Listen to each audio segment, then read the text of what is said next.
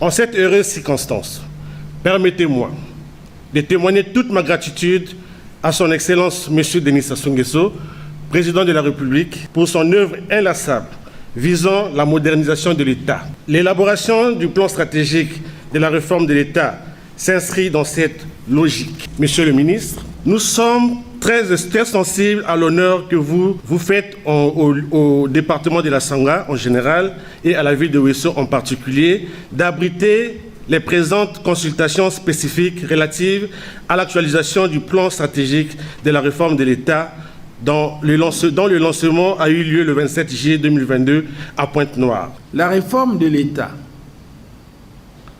portée par différents projets de société de son Excellence, M. Denis Sassou Nguesso, Président de la République, chef de l'État, notamment le dernier en lice, ensemble poursuivons la marche. La réforme de l'État, disais-je, est un processus transformationnel du fonctionnement et de l'organisation de l'État.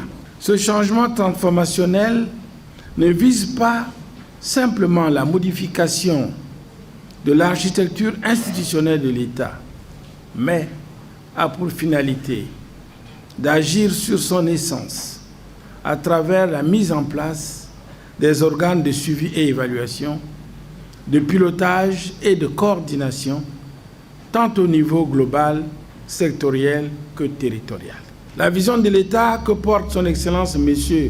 Denis Sassou Nguesso, Président de la République, chef de l'État, suggère la mise en place d'un État moderne et fort, promoteur du développement, grâce à son pilotage stratégique. Un État régulateur de l'économie, un État promoteur de l'innovation, un État ouvert qui coopère avec le secteur privé, la société civile, les confessions religieuses, etc. Un État protecteur, garant de l'équité sociale. Un État, instrument de l'action collective de la nation et aussi espace d'inclusion qui assure la cohésion de la collectivité.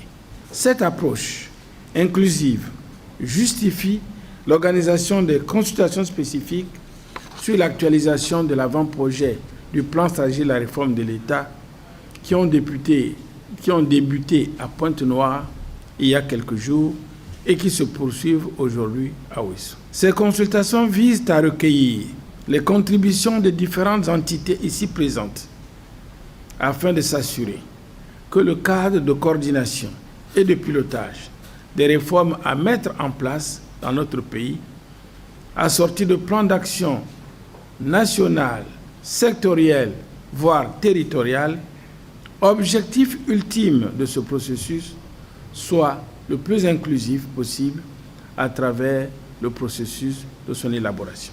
Ce cadre programmatique, à savoir le plan stratégique de la réforme de l'État, essentiel au management des réformes, permettra une meilleure coordination, un meilleur suivi et évaluation et une opérationnalisation efficiente des actions à entreprendre.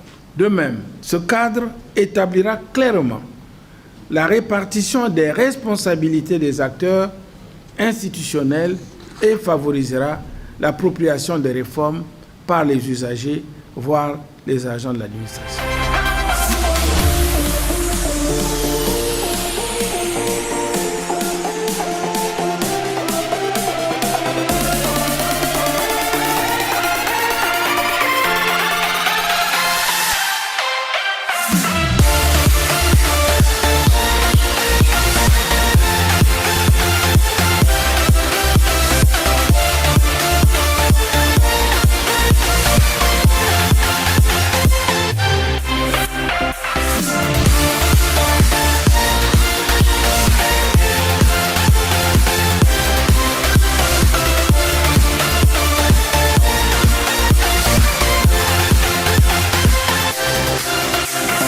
Elles ont eu pour objet de recueillir les avis, les observations et les suggestions des participantes et participants.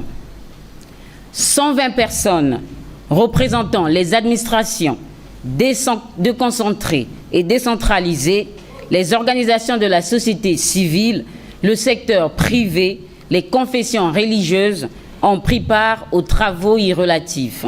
Après 2 jours d'intenses travaux, nous voici arrivés au terme des consultations spécifiques relatives à l'actualisation de l'avant-projet du plan stratégique de la réforme de l'État dans le département de la Sangha.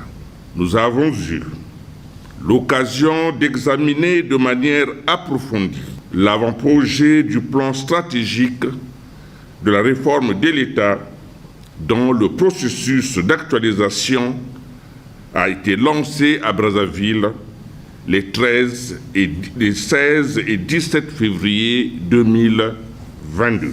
À notre expertise nationale, je réitère ma gratitude à l'idée de la savoir toujours disponible et engagée à aider le gouvernement de la République à relever de nombreux défis de ce vaste chantier. De même, permettez-moi de renouveler nos remerciements au programme des Nations Unies pour le développement et à la Banque mondiale. De saluer également l'implication du projet de réforme intégrée du secteur public à cette activité.